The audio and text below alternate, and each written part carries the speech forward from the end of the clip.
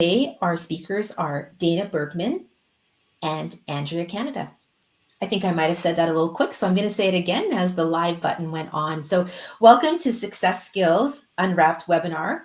And today our speakers are Andrea Canada and Dana Bergman.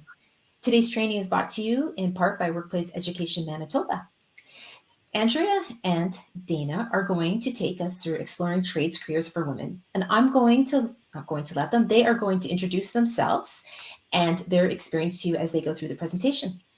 So please help me welcome Andrea and Dana. Thanks so much. We are very pleased to be here. My name is Dana Bergman, and I'm an adult educator. I live in rural South Central Manitoba, and I work as an independent consultant for project development and education and training. As a woman in business for 30 years in Manitoba, I am super pleased to be involved in this webinar. Andrea and I have a shared passion for the opportunity for women to gain employment in careers that are traditionally do not have strong female representation. So my history is that for 20 out of the last 30-ish years, I've been involved in manufacturing roles that encompass everything from working on the shop floor to the shipping department as a mailroom clerk. I've worked in accounting, in the payroll area. I've worked in customer service. I did a project in marketing. I've worked in the estimating department. And for the last 12 years of my corporate career, I worked in staff development, supporting training and education. And I also had the opportunity to sit on the board of directors for 4 years as the staff representative in the company I was working for. For part of that time, I also worked as an independent consultant for Beauty Control Canada, who was a manufacturer and marketer of a private line of quality skincare and spa products. And wherever I go, I am actively involved in promoting skill development, equity, and opportunity for women, because I know that they can add value and build a solid career in manufacturing and in the trades. I have regularly advocated for opportunity and had an opportunity to engage in women in manufacturing programs. And interestingly enough, had the opportunity recently to support our daughter as she journeyed the path into college, into a career that was traditionally male dominated as well. And so it is, again, our pleasure to be here. Hi, everybody. I'm Andrea Canada. I come by way of Manitoba Hydro. So I started working at Manitoba Hydro when I was just a wee baby coming out of high school, and I spent 26 years with the company navigating through the administrative field. I am not a tradeswoman, but I always say I'm tradeswoman adjacent, because I'm very, very strong supporter of women pursuing careers that meet their needs, that sort of meet their soul. So the time I spent at Manitoba Hydro, I was lucky to spend many years working in the field of diversity, equity, and inclusion. My area of focus had typically been on Indigenous relationship building, and most of the time it had to do with employment, so recruitment and retention, with specific focus on the electrical trade, so power line technicians, power electricians. I left Manitoba Hydro after 26 years because I am also an adult educator, and I wanted to pursue my dream of working in education. I also spent some time working with the Office to Advance Women Apprentices, which is a really unique approach that came out of Atlantic Canada to support women in the building trades. That was a tremendous opportunity, and that's what really sparked my passion for supporting women, particularly in the trades field. My passion is about expanding opportunities for people who maybe typically or traditionally have experienced challenges in the entry or advancement in whatever career area that they choose. We have to work to break down those barriers, all of us, and to open up opportunities for people who could be absolutely tremendous in the work that they do, but they haven't been given the opportunity because they don't look like the traditional worker. When I'm in my classes, I'll often say to people, I want you to just visualize a construction worker. Just hold that picture in your head, and so I'll invite everybody else to do that. And now I want you to challenge that picture, because if that picture doesn't look like maybe a petite woman or a person of color, an Indigenous person, that means we have to break down our view and our perception of what is a particular gender role or a particular cultural role. In addition to working with women in trades, I'm also passionate about supporting employers. So helping employers to build more diverse, inclusive, and equitable workplaces. Turn over to Donna. So one of the things that we, Andrea and I, have had the opportunity to be involved in for the last several months is the Empower Women in Trades program. This 12-week program was designed to support entry-level roles into trades and related occupations in 3 different Manitoba sectors.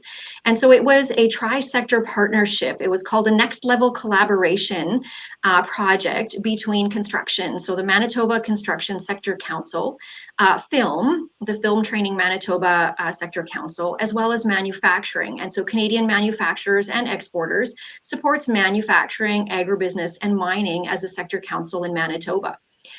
43 women graduated from this program on February 9th and are being streamed right now into workplace environments, as well as into a mentorship program that is going to support their long-term journey and career path towards success in each of these different fields. Now, in each of construction, film, and manufacturing, there are a wide variety of opportunities that are available. And so these women have been engaging in technical training, in health and safety training specific for their sectors, as well as opportunities to tour and gain industry awareness knowledge through the program that helps them to understand sort of where can they picture themselves. And that's one of the things that we really encourage them to do as we were taking tours and engaging with employers is look around and can you picture yourself here? What does that look like? Several weeks ago, February 9th was graduation. Practicums essentially wrapped up at that time, and women have started working. And one of the things that we're working on now is engagement in the mentorship program. The honeymoon phase is over, and now that we're working through the process of adapting to life in the workforce, maybe in an environment where we haven't been before, the excitement is over, and reality is starting to kick in. And so we have this mentorship program, which is a key component in the program to support the ongoing success.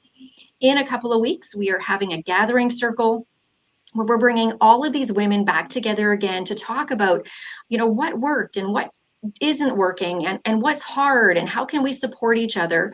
Because when we know that we put women into jobs, into careers, into industries where there isn't traditionally a lot of support, that we need to be able to provide that support. And so we're doing that in 2 different ways, and that's through the mentorship program and the gathering circle that are coming up shortly.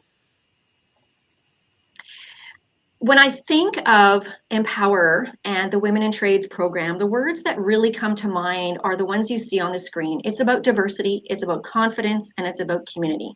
And the picture that you see on the screen is Andrea, who is our program manager, and then the 3 sector coordinators, myself included, who supported the program.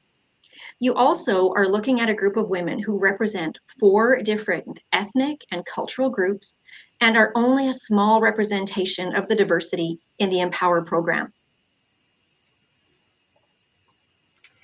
So what are the skill trades? We talk about trades. Well, really general definition, right? They're occupations that require generally hands-on, a particular skill set, knowledge, or ability, which could be applied to really any occupation area. So I think we often know what trades are. There are more than 300 different trades occupations across Canada.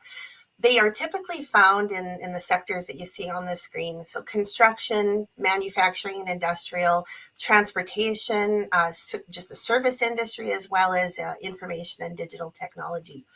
Our focus is on more of the building trades, or the trades that you would find in construction and in manufacturing. And in those areas, occupations typically involve creating, right? Creating, building, constructing, but also maintaining and repairing infrastructure that society needs. Without skilled tradespeople, our lives would not look the way they do here in Canada. We absolutely need the skilled trades. And employers are seeing how important it is to broaden the talent pool from which they draw for present and future tradespeople. And that is a really good thing for equity, diversity, and inclusion. Getting the idea out that skilled trades are great occupations to groups that maybe typically haven't considered trades, hasn't been on their radar. So if you're thinking of pursuing a career in trades, or you're in a position to advocate or support somebody else who is looking at a career in trades, this is a great way to get a start in your career without incurring huge student debt, without having to need a significant skill set before entry. So I'm just going to talk with you about the different avenues to get into trades. You can start off with an entry-level position in industry. So what we see sometimes are people that they're already working for an employer, or they seek out an employer and say, I'd like to be an apprentice. I want to be an electrical apprentice, a welder, a carpentry apprentice. In trades, you're developing your skill set largely on the job. I've known people who didn't pursue apprenticeship, didn't become journey persons, but instead on the job, they developed their skill set. And they may have been a carpenter for 10 years. In fact, I know one woman who was a carpenter for 10 years. What she decided to do was, through Apprenticeship Manitoba, challenge the trade certification exam. And from successful completion at that point, she then can become a journey person carpenter. Now, another avenue, of course, an excellent avenue, is to pursue the apprenticeship model.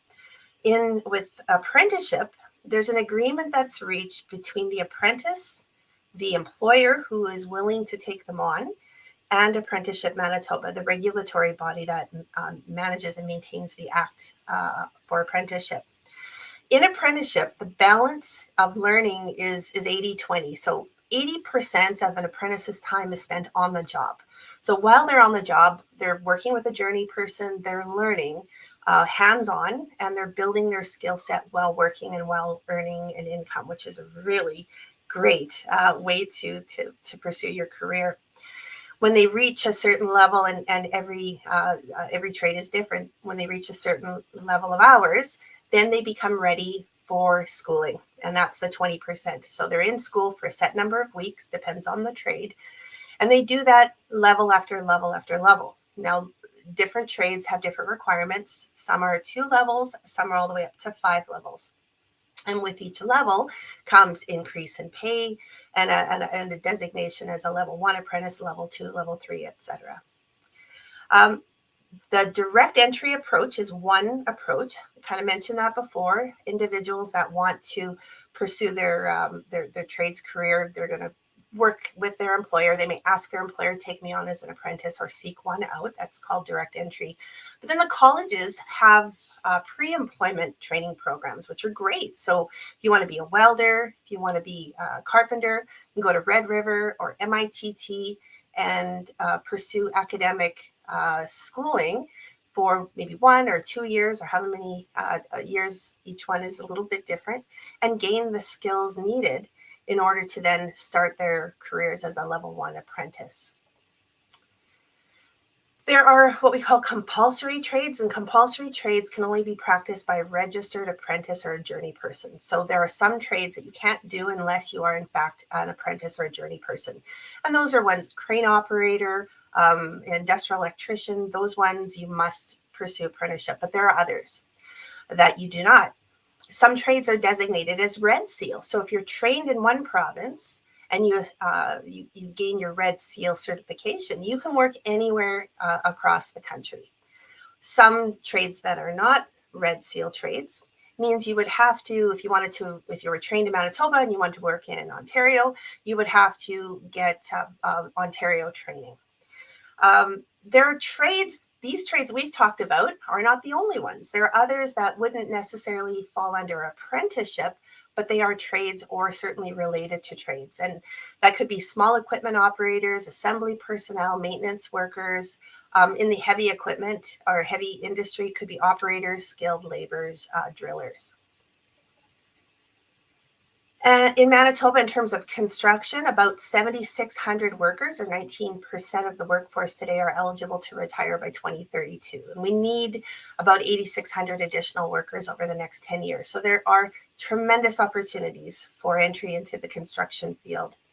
And construction's big, right? It's a big industry. It could be residential, could be institutional or commercial, or it could be heavy construction, which is kind of horizontal construction. It's roads and that sort of infrastructure. Turning it over to Dana. So taking a look at the demographics of manufacturing in Manitoba, we have just over 69,000 people that are employed in manufacturing as of the end of December 2023. So these stats are fairly current. We don't have sort of the total sales yet from 2023. Those numbers are still in process. But in 2022, manufacturing had $25 billion in sales in Manitoba, with $14 billion in exports. Now, that's a big number and really contributes to the overall GDP of what's happening in Manitoba, and provides, of course, lots of opportunities. And it's bringing in funding and money for what we have going on in the province from outside of Manitoba, and that's a great way for us to expand our GDP and provincial earnings. Manufacturing is continuing to struggle with an aging workforce as well. So Andrea mentioned that's something that's happening in construction. We're seeing the same thing in manufacturing. And in the next number of years, in the next decade, 15 years, we're going to be losing a lot of organizational knowledge, a lot of specialized skills because of that aging workforce. And when we look at the net new and existing job needs in the next 4 years, we need almost 7,500 workers to replace that. And so when we think about net new jobs, we're thinking about jobs that are transitioning. And so as technology changes, as AI becomes part of our world, as we engage in greater integration between robotics and manufacturing, we're starting to see some of the entry-level roles change and move into higher skilled roles. And so some people are concerned that certain roles are being lost and that we're actually losing jobs in manufacturing. That's not the case. The case is that we are looking to reskill or upskill a lot of individuals who are in those entry-level jobs so that they can take on more complex roles. The great thing about manufacturing is that there is strong, stable employment, even through the pandemic, as an essential skill or as an essential service in Manitoba that contributed to the overall health of the economy and the stability that we experienced during the pandemic as a province. Manufacturing had a big part in that. And so there were lots of accommodations that could be put into place that allowed people to continue to work in a distanced way and continue to produce the things that our world needs to live. Manufacturing has a huge opportunity for individuals, for families, for growth, for training. A lot of the trades that Andrea already talked about, things like millwrights and industrial mechanics and industrial electricians and electronics technicians and construction electricians and HVAC, many manufacturing facilities also employ tradespeople from those specific demographics. In rural Manitoba, there's a lot of opportunity as well. So not just inside Winnipeg or Brandon or some of the larger centers in Manitoba, but in some of the smaller centers, there's really strong manufacturing that opens up a lot of different job opportunities. Now, in Canada, women in the workforce equal approximately 48%. But only 29% of the manufacturing workforce is represented by women. And for more than 30 years, this job share rate of women in manufacturing hasn't really changed a whole lot. Attracting more women to manufacturing is going to be a key opportunity for manufacturers in the next little while. I recently read an article on an adaptive workforce, and it really called on manufacturers to look for options for job sharing, for looking at casual work pools, those kinds of things, to adapt their workforce to be able to incorporate an untapped demographic. And women are still largely an untapped demographic. Careers in manufacturing provide high-tech opportunities. They provide highly skilled, high-paying jobs. And to better understand the realities, CME, or Canadian Manufacturers and Exporters, really provided a great resource and an action plan identifying areas that really need to be focused on in the next little while. Part of that is businesses need to continue to work on finding areas to be adaptive. Of the 38,000 tradespeople employed in Manitoba, in the construction industry, only about 4% are women. So there's a huge opportunity here. As I mentioned, manufacturing are 29% women, but we'd really like to raise the numbers in both of those industries. And why does that happen? Well, women still are a largely untapped resource in both of these sectors. And that's partly because this often isn't on our radar. We historically have not considered trades as women as an available career path. And we've also started to see that educators and employers haven't really promoted that. And we're starting to see more of that. The Empower Women in Trades program is indicative of what's happening in the sectors in order to recognize and provide the skills and training support. And so we want to work toward finding ways to tap into that untapped resource in these sectors. That untapped resource. I'm 54 years old. My dad was a welder, and I always say, had I been a boy in the 80s going to high school and there was the opportunity there, I probably would have followed in his career path to become a welder. He didn't think about that, nor did I. Just it wasn't something that occurred to us. And the nice thing is through things like the high school apprenticeship program and other opportunities that have happened out in industry to promote these careers, these occupations among women, we're seeing that change happen. So what do trades women bring? They do. We know that diversity in and of itself, just having a broad, diverse workplace is better for business. It creates more opportunities for creativity and innovation because you bring people together that have different life experiences, different educational experiences, and bringing those differences to bear in the workplace usually ends up being increased creativity, increased problem solving, better decision making. And so the same applies with tradeswomen. And this is based on pretty rigorous research that's taken place over the last 10 to 15 years.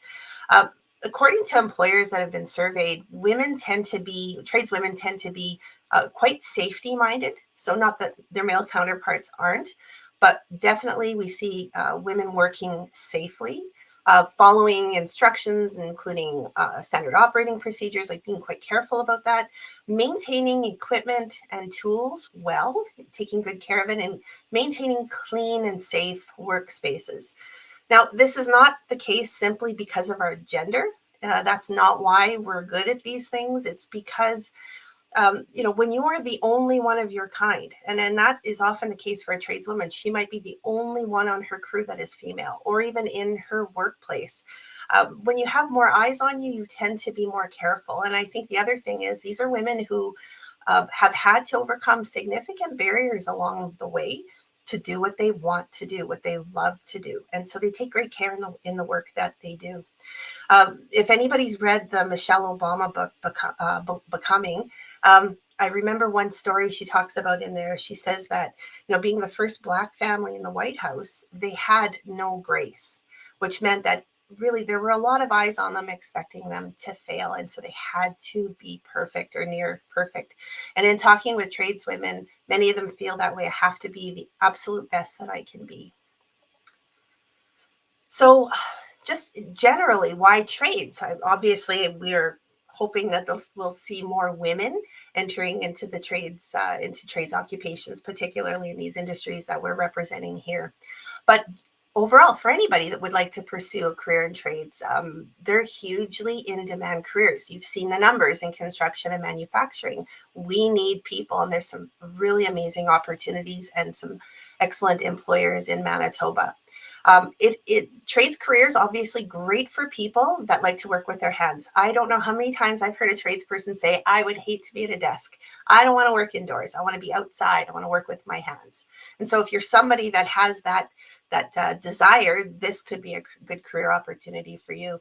Lots of good entry-level opportunities. So you don't have to go away to school to earn a degree or diploma in order to begin your career as a tradesperson.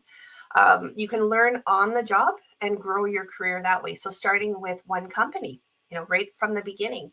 I know of one woman who is now, she's just writing her red seal. She's going to be a red seal carpenter. She started in a little program similar to Empower, where she was learning just fundamentals to carpentry, framing. She went on, was hired by an employer, and is still with that same employer. She now is prepared to write her Red Seal exam. She's an amazing role model, and I'm looking forward to continuing to work with her. Apprenticeship is a great option. Build skills without incurring student debt. The cost to the apprentice is really quite low in terms of your financial contribution to your education. And we're seeing more and more opportunities for women because industries are saying, hey, this is an untapped resource. We have to find more women. As I mentioned in the research, we know that women do really well. They tend to do quite well in the field. And employers are seeing that. And in fact, in the work that Dana and I do, we've had employers say, "Where I need more. Give me more. I need more of these fabulous women." So with the Empower program, as Dana talked about, we're still, although the women have graduated, the program continues. And so what we're at, the stage we're at right now, is looking for mentors and mentees. You do not have to be a woman who has gone through the Empower program to be a mentee, to get a mentor. So if there's anybody here that is a tradeswoman or interested in pursuing trades in these fields, please reach out.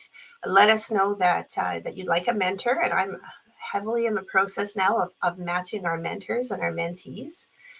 I mentioned before, we want to support employers. We don't want to leave you to do this all on your own. We have a workshop called Building Your HR Competitive Advantage. And in that workshop, it's a 3-hour workshop, free, and we do it remotely to make it easier for you. We're going to talk about things like what is equity, diversity, inclusion, belonging, how to increase your engagement of employees, how to reach out and find people of diverse backgrounds, a little bit on the legal framework in Manitoba, as well as we talk about safety and we talk about the Human Rights Code.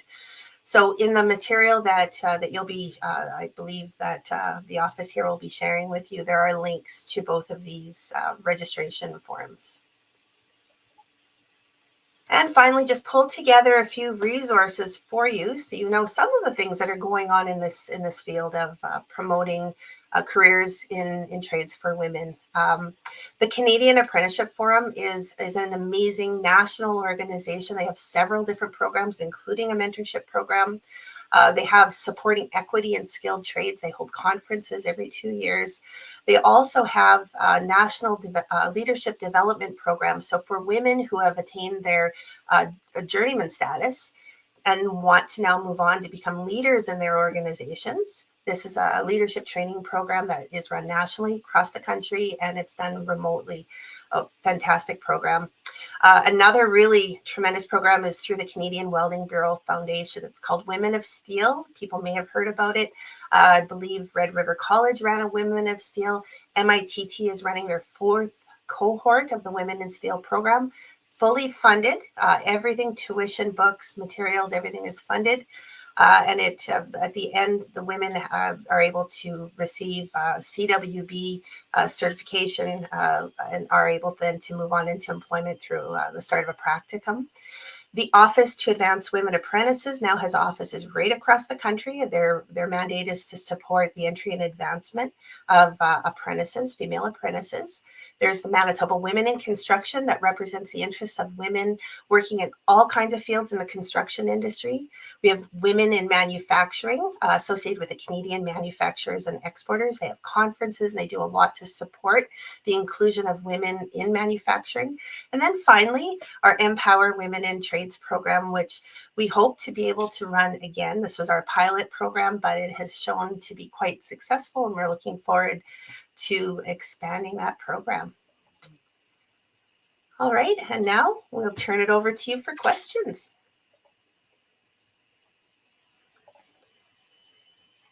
Second, there, I unmuted. Excellent. I want to thank you very much for that. I have lots of questions, but I'm going to start with this one because that's to get us going.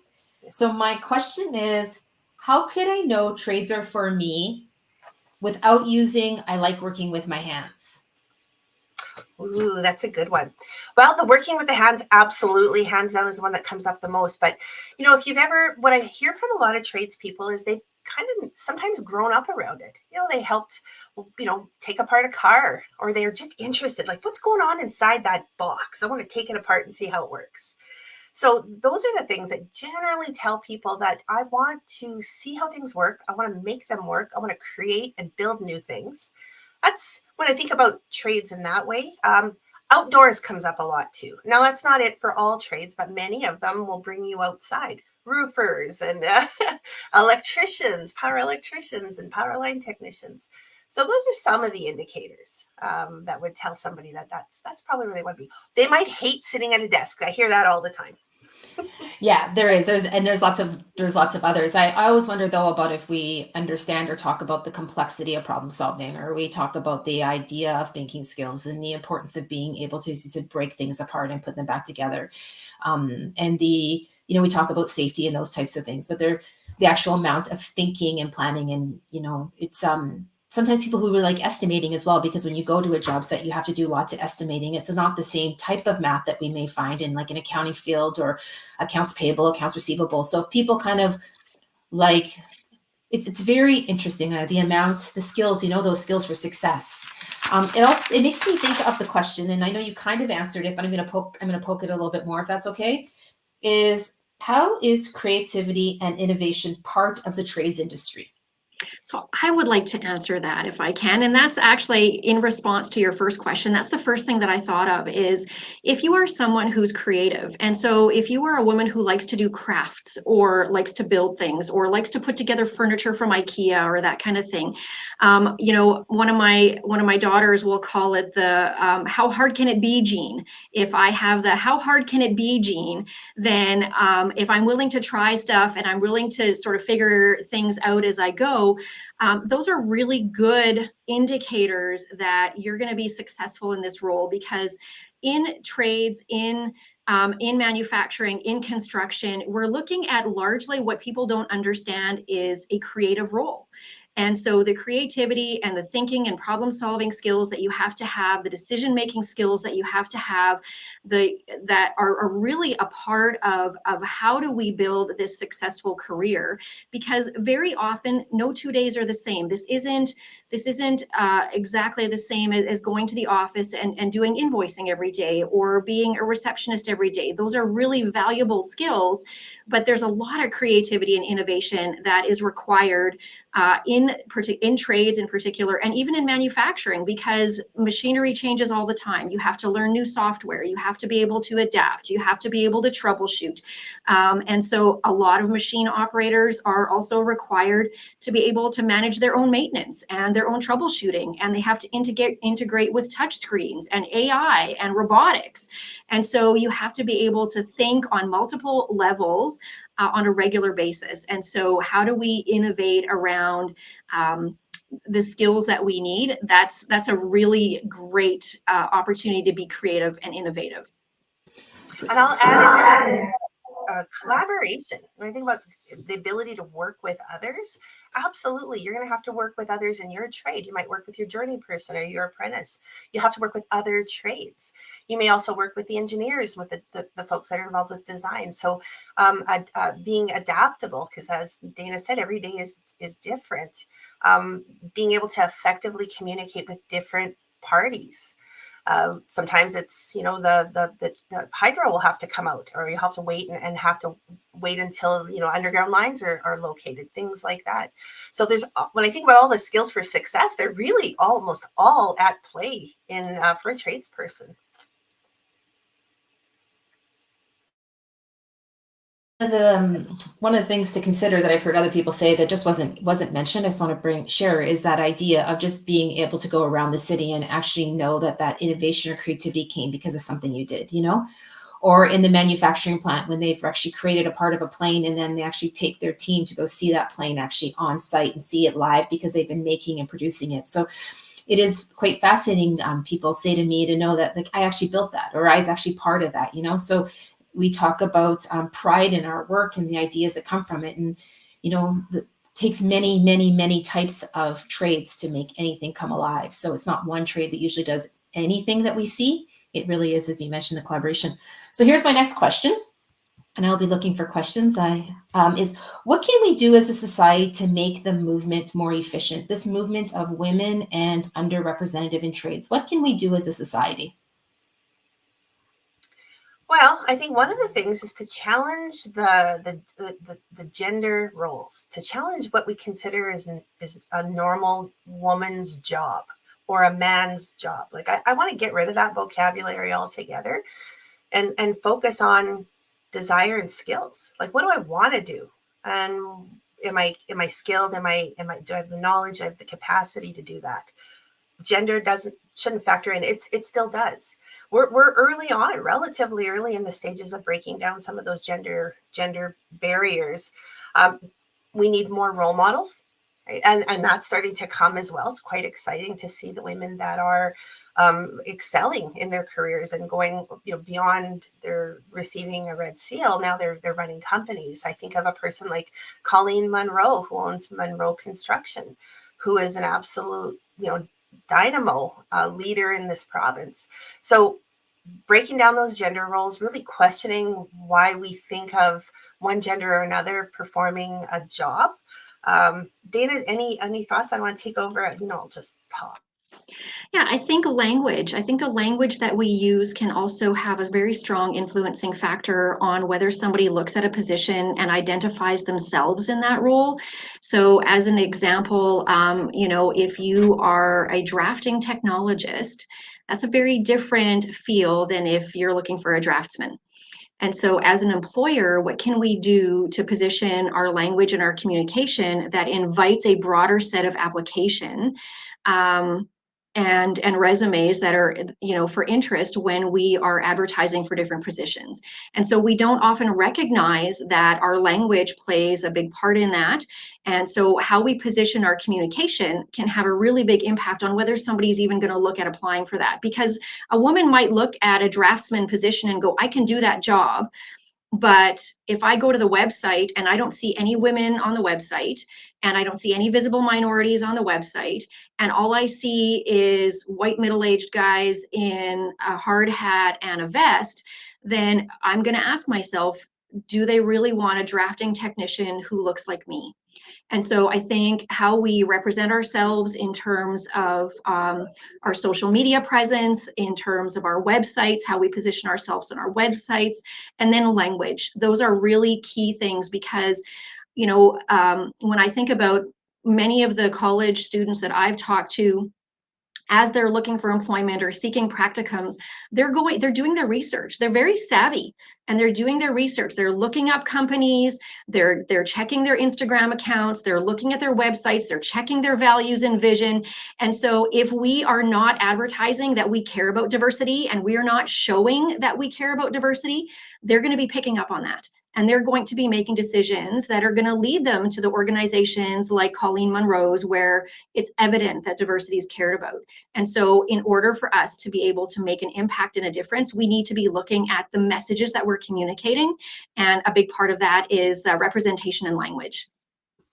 So if you were to take that and bring it down to the actual actions, so, there's some actions there, but what other actions do you think are needed to encourage the underrepresented? Like let's look at that underrepresented as a whole, inclusive of women. So we're not separating it. The underrepresented.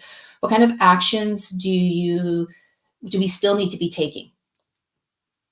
Specific actions.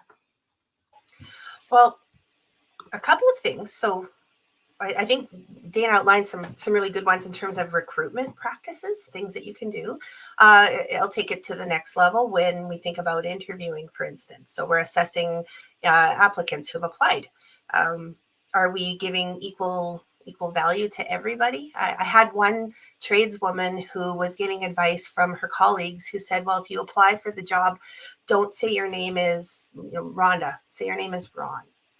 And that is not the right answer. They were well-meaning. The right answer is let's educate the people that are doing the selection. Let's make sure that they have an understanding of implicit bias and what biases do they hold and how can they challenge those biases. So that's something really practical. Other things that the research says and the tradeswomen themselves say is, loneliness and being the only one of your kind, that can be a real deterrent. And so We've talked about our mentorship program, having a mentorship, and it doesn't have to be a highfalutin program. It can simply mean pairing this woman up with another woman who maybe has worked in that field or not, who just works in that organization, understands the culture. And then another one is I guess to call it a social network, know that women are not alone. And that could be industry driven. That's one of the things that we're doing with our gathering circle, is to bring women together from across construction, manufacturing, and film who work in trades, to let them know, hey, there's a whole community here for you. There's other women. And, when I've been in the presence of tradeswomen in that just kind of casual conversation talking, what usually emerges is, oh, I experienced that. Oh, that was something but I'll tell you what I did, and this is how I handled it. And so those things can be really beneficial, and an employer can take the lead on creating opportunities for mentorship and networking. I'm just going to read the question out. So thanks for the info. Mohammed has a question. Are newcomer women eligible to register for the program? Is there a specific language level requirement? And how can they register? Do you want to take this one, Dana? Sure, absolutely. So yes, in the manufacturing sector in the Empower program, 11 out of the 14 women were newcomer women, most who had arrived within 6 months to a year. 3 of them were actually citizens, but some of the 11 of 14 in my particular group were here on work permits, open work permits, or they were here as permanent residents. Some of them had sought asylum in Canada, so they had refugee status and had achieved permanent residency through that process. And so yes, when we reached out to community groups as part of the recruitment phase of the Empower program, we were fully engaged with Elmwood Community Resource Center. Andrea advertised on some Facebook neighborhood groups, and we had really good response from some of these groups. And this is where we saw a lot of engagement. And we had women who had incredible skills, everything from HR skills to supply chain management to people who had been healthcare aides, retired paramedics. We had a huge, wide array of skills that we could draw on. And we had some people who had been out of the workforce for a number of years because they were raising a family and were trying to find a way to get back into some meaningful work. And so it was really open to everybody, but absolutely open to newcomers, and really exciting to see their skill development and their level, because it's an intensive program. So on the manufacturing side and on the construction side, we had very low language requirements because we wanted to be able to accept people who have sought asylum. So if you're coming to Canada as an economic immigrant, you are required as an essential skills level to have Canadian language benchmarks or complete either the CELPIP or the IELTS assessment with a certain level of language requirements. Those language requirements are not in place in the same way for people who are seeking asylum. And so for those who are seeking asylum, we wanted to be able to give opportunities there as well. So we had a pre-screening process that essentially said if they were able to understand and communicate what we were trying to get across and could complete the online registration either independently or with support from the community center, then we would admit them into the program. And these were some of the most committed women that we had in the program. And it was amazing to watch their communication skills develop over those 12 weeks. People who really struggled to express themselves verbally were having strong sentences. And on the manufacturing side, we were able to place every single one of them in a practicum and lead to employment. And so the manufacturers have been gracious and have been working with providing additional supports where needed and engaging in the program in English while you have a translator app beside you or even a colleague. In the manufacturing group, we had 3 women who would regularly work together because they spoke Mandarin. And yet they were able to communicate in English, and I can have phone calls with them. I can understand them perfectly. I spoke to somebody yesterday, and it's just been a real thrill to be able to accept women at so many varying skill levels, because language level is not indicative of capability. in these trades and in these jobs in manufacturing, and we did not want that to be a limiting factor. So we were prepared to provide additional supports in this area. Did that answer all the questions, Donna, or did I miss the one at the end? I think what would be interesting is we can, how about at this time, maybe just so we don't, sometimes we get to end, what is the website for the program? Could you just share it verbally? Actually, there is no website specifically for the program. A lot of it is housed on the Manitoba Construction Sector Council website. So that's the best bet. I've also put links into the handout, as well as several other links that will be useful to viewers. Excellent. Thank you very much. I'm assuming also you can look up Andrea. Yeah, that's beautiful. Thank you very much. How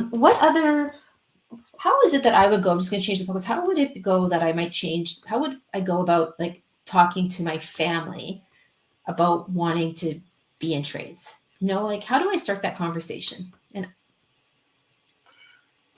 you specifically, or a teenager, or like?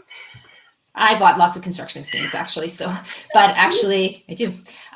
Actually, it's I'm thinking just in families. I'm thinking, I'm interested. I've seen something. I saw a really neat video. I saw some really neat thing on TikTok on women doing some really cool stuff. How do I go about seeing something at any age? I just want to think about you, but maybe that 17 and up kind of age. How do I go from there to talking to my family? How can I start that conversation? Well, I was talking with a woman this morning, actually. She did have a little bit of background in welding. She's an artist. She liked artwork, right?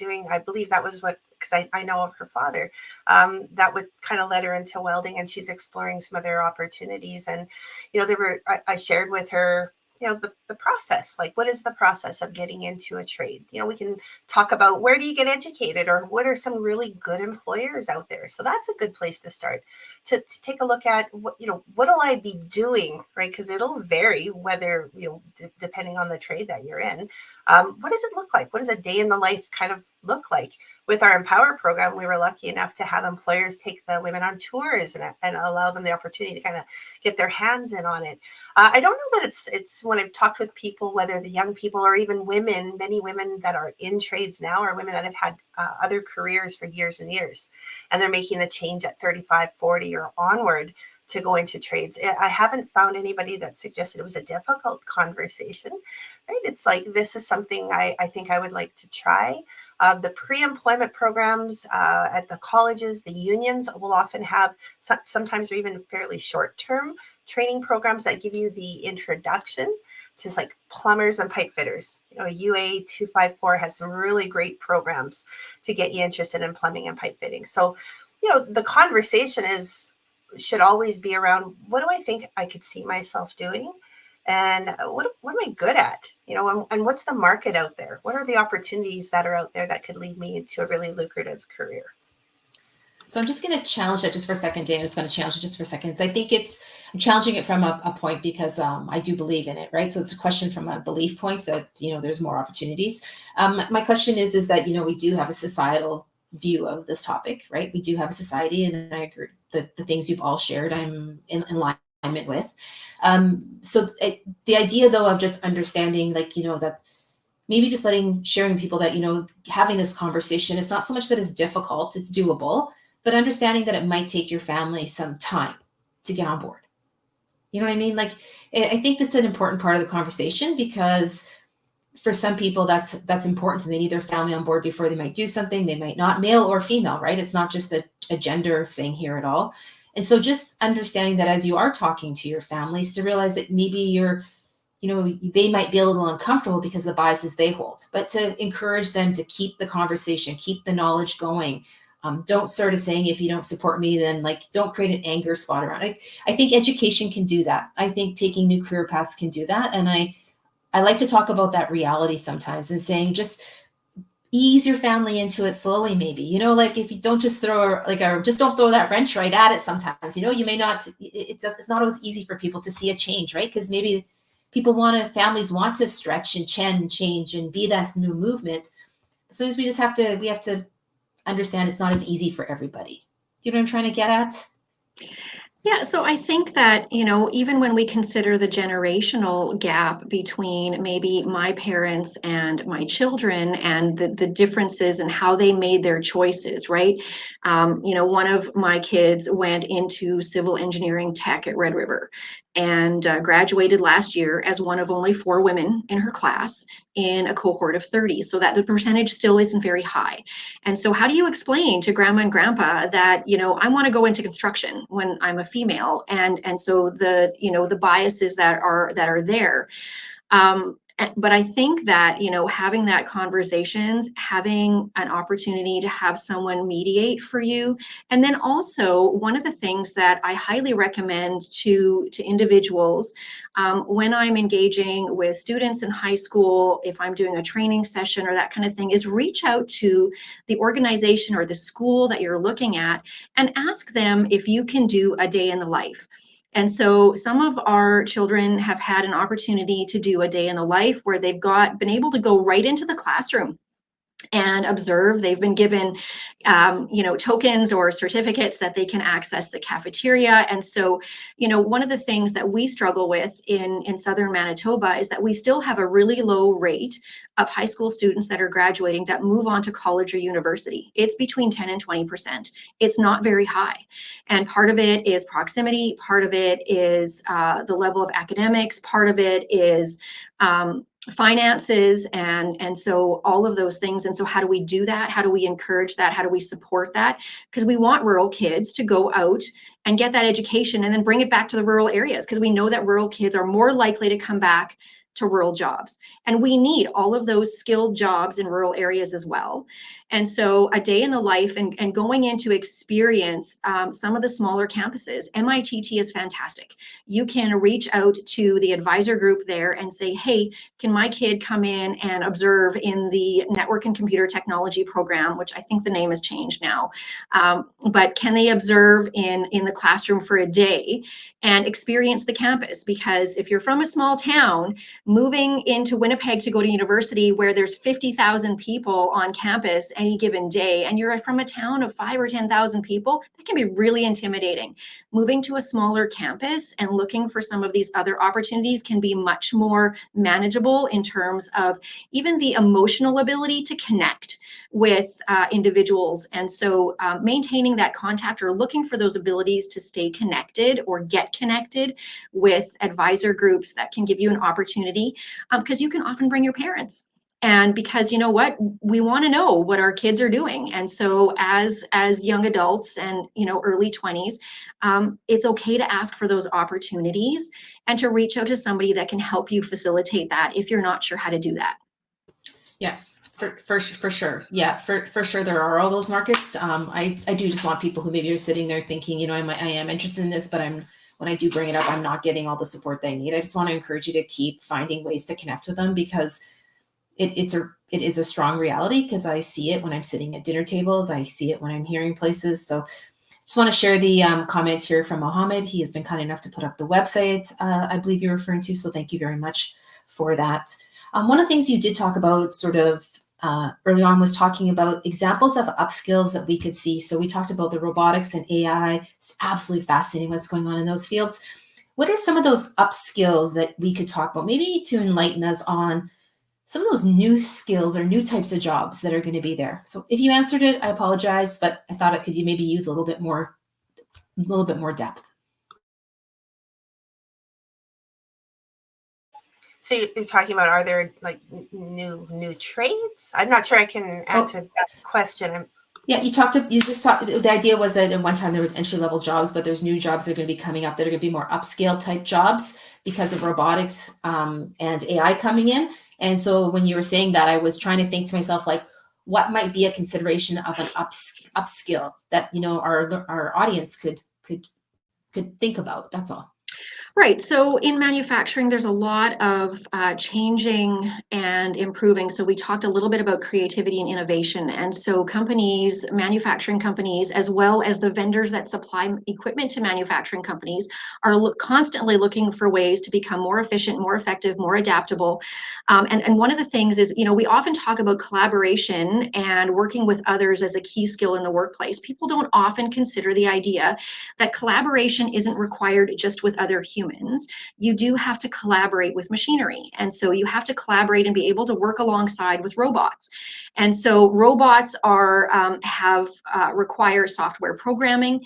And so, as an example, if you have product coming off of the end of a manufacturing line, it used to be that people had to handle all of that product. Now you have boxing systems. Those boxing systems have to be programmed, so you have to engage with software. And so the role of entry-level employees, the skills accessible and needed for entry-level employees is also increasing. And so while some people are concerned that those entry-level roles are going away, they're not going away. Manufacturers know that they have to take the talent that they have and reskill and upskill so that people are enabled to engage with digital tech a little bit more. And so a really strong movement toward the idea of collaboration and digital, which are really both skills for success, and integrating those skills for success in the workplace because of the ongoing continuous improvement cycles that employers are engaging in. And so some of those are around, can I program? Can I take my numeracy skills and can I input that information to a software program so that the robot is going to do what I need it to do? And so robots don't think on their own. They need people to do the decision making and problem solving for them and the troubleshooting. And so we were seeing an elevated skill level requirement that's totally connected to the skills for success model and what was identified in that changeover that happened in 2022 when the federal government put that out.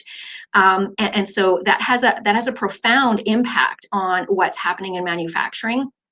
The skills and abilities that are being identified on job profiles and job postings, and there's a huge opportunity. And so, a key personal skill is to be brave and courageous and be willing to adapt. And so continuous learning and adaptability are a huge part of the environment. Those skills for success are absolutely key drivers in what does success in manufacturing look like in the coming decades.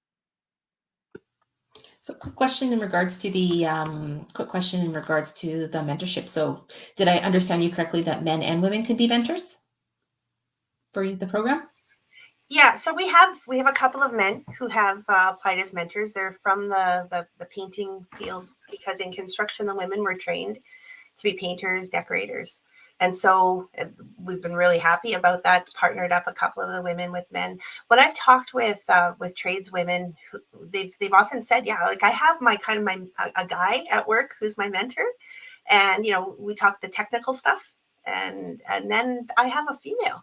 I don't work with her. She's another carpenter, and we get together and have a beer after work and talk about how some of these difficult things or crazy things that happened at work. So sometimes men and women serve a different role as a mentor, but they're both valuable in that way. So yes, to answer the question, we will accept men as mentors. Yeah, we all have to work together, right? If we're going to make the movement we want to see, we have to stop separating the lines based on those definitions or labels, right? So it's what would success in your program look like? What does success of a woman or an underrepresented individual look like? What is, just a kind of as a wrap up, what would success look like? Well, ultimately getting employed, meaningful, long-term, good-paying employment is always the ultimate. But what we've seen, and we're still early on in the journey for some of the women who've now moved on to maybe other training programs to get more specific technical skills. I can say we've had a successful program because I see it in the faces and the behaviors of the women. In one of Dana's earlier slides, we talked about confidence and community, and we set out to create a community in this program, in the classroom and outside, and we set out to build confidence in the women themselves. And I can tell you, we saw that at the graduation. We continue to see it in our interactions with the women. There has been an increased confidence. I believe these women are going to take on the world, and they're going to be amazing in whatever career path they choose. And they have each other and they have us, and that's not going away just because, you know, maybe the funding ends. The relationships are there, and we will be there for them in the long term. Oh, excellent. Thank you very much. I would like to thank both of you for your participation and being our final presenters in the Success Skills Unwrapped webinar. And I just want to clarify your topic title, because I used your presentation slide, which is Women Finding Jobs in Trades and Other Representative Sectors. So thank you very much for your time today. We appreciate all your knowledge. And yeah, thank you, Dana. Thank you, Andrea. And if anyone wants to reach you, there's the website. I will put it up one more time here, so it's front and center for everyone to find out information. But thank you for the work you're doing to build the confidence in this sector and also to build the community in this sector. So thank you for doing that. Thank you so much for the opportunity to be here. We really appreciate it. Thank you. Thank you.